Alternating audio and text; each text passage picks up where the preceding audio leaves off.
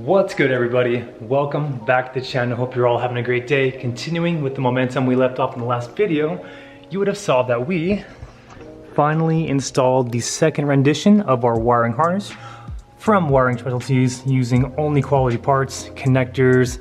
The install took me honestly less than an hour. Comprehensive instructions and everything again is plug and play. I did not finalize my cable management just yet. Like I mentioned in the last video, I want to ensure the Skyline is running and is tuned properly before I do all the crazy organizations of the wiring. I did yesterday go ahead and reroute the fuse box wiring. Instead of going from passenger to driver to the fuse box, I just went passenger side through, and here gives me plenty of slack and I can hide this cable pretty easily. I did figure out through the instructions online that this center connector here goes to the alternator. It is the alternator recharge wire. Again, documents are all found online with your harness to your chassis. And now everything looks amazing. So close to getting this started. I did go ahead yesterday and plumb up our 3-bar internal map sensor. Just used a port here from the Grady intake manifold. Ran it through with the wires, through the firewall, and then back into our Haltech Elite 2500. And also today, my engine builder, Albert, reached out to me and said if I have free time this weekend, I can drop off the Skyline to him so we can triple check my work, make sure I didn't mess anything up, and essentially get the ECU ready, set the base map, I guess, so it is ready for the dyno when we schedule it. So in this video, we are going to pressure test the fuel system to ensure there's no leak. Essentially, I'll just go out and get 2 gallons of gas, put it in the tank, prime the pump, and see if we have any leaks from the tank to the rail, which I'm pretty confident in my work, we should be good. And also again, I use PTFE-6 AN fittings and lines, so we should be good. Also, going to be filling up the RB25 transmission with some Amsoil synthetic transmission fluid. Calls for 3 quarts. I have 2 3/4 of quart, so hopefully this is enough. But again, I will fill this to its maximum capacity in due time.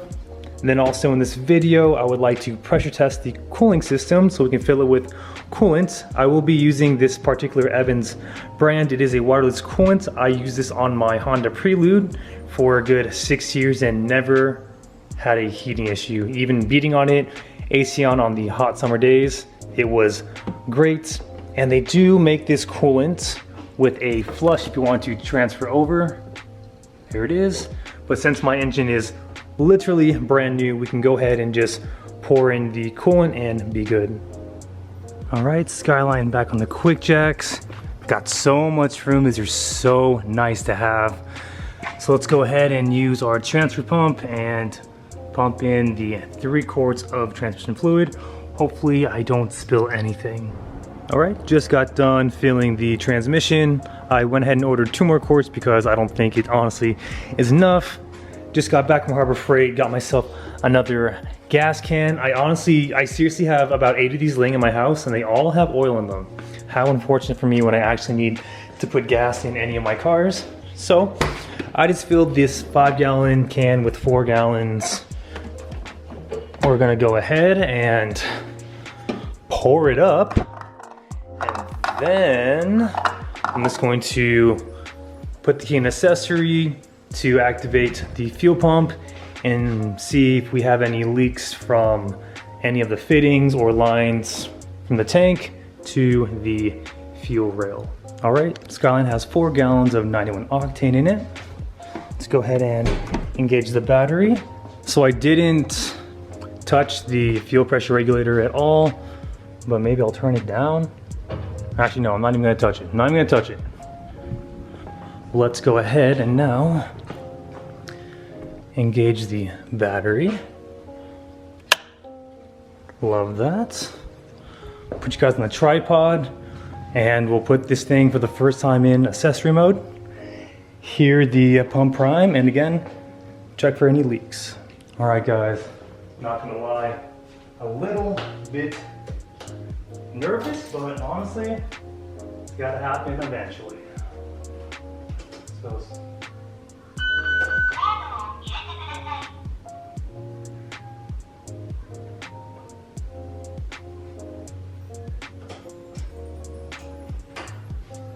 So I didn't hear the pump prime.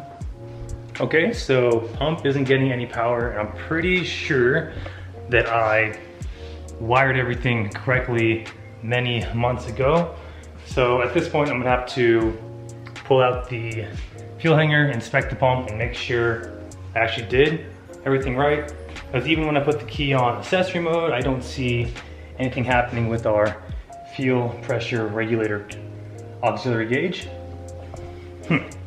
Very, very curious, but I'll keep you guys updated on that. But let's go ahead and move on to filling the coolant system. It is the next day, just got done with my long 14-hour shift. But coming back to the last clip where I was not getting any power to the fuel pump, I also realized my ECU isn't turning on, and obviously the ECU is going to command the fuel pump to turn on. I know I tested my starter and it is getting 13 volts from the battery. I double checked my grounds, and then I realized that I have my wiring harness grounded to aluminum, which honestly is not the best. So I'm gonna switch the grounds around, maybe even just put the two wiring harness grounds to the negative terminal of a spare battery that I have, and see if that powers on the ECU and the fuel pump. But in the meantime, I am currently testing the cooling system for any leaks.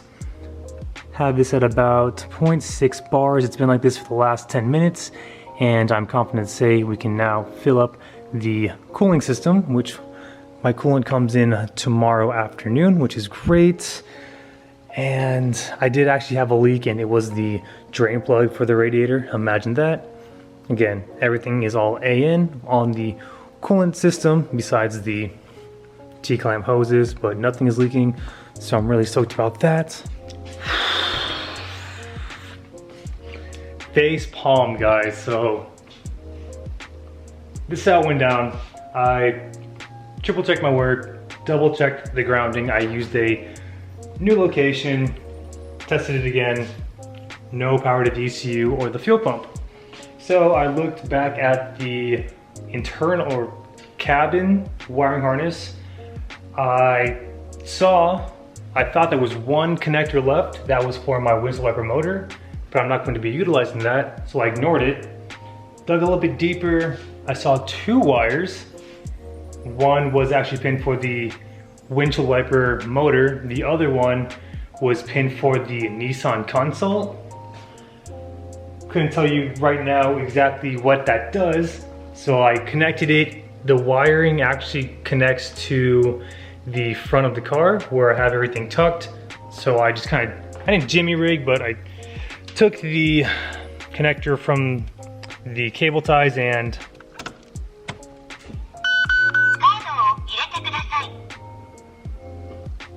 did you guys hear that fuel pump? Because that was loud as hell. And this is the third time I primed the pump. I smell fuel, but nothing seems to be leaking. Check underneath, and look at the auxiliary pressure gauge, hasn't moved. I'm assuming that's gonna be different once we get the car running, but I don't see any like leaks or anything from the filter and or the flex fuel sensor, so that's a good sign. And check it out, if you can see the little green light, we got power, baby. So incredibly stoked. You guessed it, it is another new day. Finally have a day off. Just got back from my buddy's shop where I picked up some high quality oil that I ordered the other day. And I went with what was very recommended for the RB25 Neo build, and I went with Motul oil. This setup here ran me a good 350 bucks for a collective 16 quarts. To the right, we have our Motul 1040 break-in oil. I will be buying another 8 quarts of this just to ensure that all the piston rings and cylinder walls are seated and are coated nicely. And then once the braking cycle is done, we'll go ahead and switch to our Multil 300V 1060, which 1060 is highly recommended in any RB, whether it be 20, 25, 26, stock, or heavily built. And right on time, we got the remaining 2 quarts of gear oil for the RB25 transmission, and then what just came was 2 gallons of our Evans waterless coolant. Again, I swear by the stuff, but it is pretty expensive, going around $50 per gallon. So without further ado, guys, I'm gonna put you on the tripod because we're going to finally, first time ever, put oil in the built RB25 Neo as well as coolant. All right, everybody, Multil oil is finally going in. Exciting stuff, everybody. Very, very exciting. I'm so stoked on this. Thank you. Is this blue? It's blue. There we are, everybody. History has been made. So I'm just gonna do a 1 quart first, double check the pan. I mean, I doubt it's leaking. I did make sure I tightened the oil pan drain bolt to spec. And I don't know if I showed you guys, but I did get a Greddy magnetic oil pan bolt drain plug. So again, I'm gonna swear by its quality. All right, everybody, run it back to the coolant system. Oil is at 7 quarts, no leaks from the pan. Love to see that. Now, filling the Build 25 Neo for the first time with our Evans high performance waterless coolant. So first we'll do that much. Let me just double check, make sure my expensive coolant isn't leaking all over the garage floor.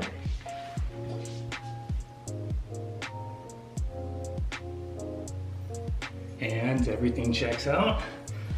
So let's go ahead and fill this thing until it won't anymore. Of course, we will add more once we get the Skyline turned over. Ladies and gentlemen, family and friends, we have finally topped off all of the fluids minus the transmission fluid. I saw that the drain plug was leaking ever so slightly, so drained it, resealed the plug, put it back in. I'm going to let it cure overnight, so I'll be doing this tomorrow on my own time. But motor oil, 1040 Multil break-in, 7 quarts. For our coolant, we have 2.5 gallons right now of waterless Evans coolant. And then of course when we start it up and we do the bleed cycle, we'll add more. Running RBF Multil 600 for the brake resi and the clutch resi. 5 gallons of gas, 91 octane for our first start. And then on my own time, tomorrow I will be taking off the 4AN 90-degree fitting to syringe a little bit of oil for the turbo. A lot of people told me to do so, so I'm gonna go and do so. And then I forgot, I do need to still rebuild my power steering pump. So before the first startup, we'll just remove the belt, and I guess before the dyno, we'll put on, or we will rebuild the power steering pump and then fill with fluids. Hopefully nothing leaks. And then I almost forgot about this. I do need to wire up our boost control solenoid, which shouldn't be too complex. But for the most part, guys, everything is topped off and just incredibly stoked on the amount of progress we have made. All right, everybody, and on that note, that is all I have for you in this video. Essentially just doing all the prep work for Albert so we can have a smooth and successful first start. I'm going to try to be there the day he does the first start. If not, we'll have a genuine reaction between you guys in the comments and me as I'm filming, of course, but incredibly confident in the work Albert's done internally to the motor and very confident in the work I've been doing externally to the motor. It has been a long 10 months, guys. A very long 10 months, and we are reaching the end of this build in a positive way. Once we have the motor or the car base mapped, dynoed, and tuned, and drivable. I'm going to be focusing back on the suspension with coilovers and rear drop knuckles. And then the Skyline will be 100% good. It'll be done, which is crazy to think. And then we can hop back onto the JZX100 Mark II Tour V build, which I'm incredibly stoked to hop back on that. And coming up in 18 days is the Skyline's 5-year anniversary, 5 years of ownership. And that has gone by incredibly quick.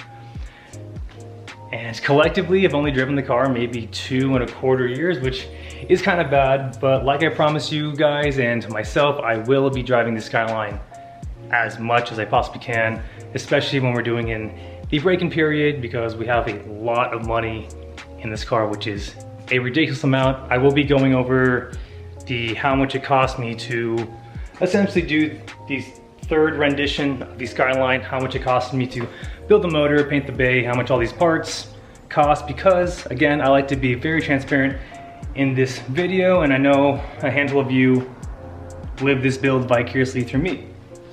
But before I ramble on anymore, guys, I got quite a bit of work to do today. So thank you so much, everybody, for the continued love and support. And if you're new to the channel too, when hit the subscribe button, that'd be awesome. And remember, aim high, drive low. I will catch you next video. Take care.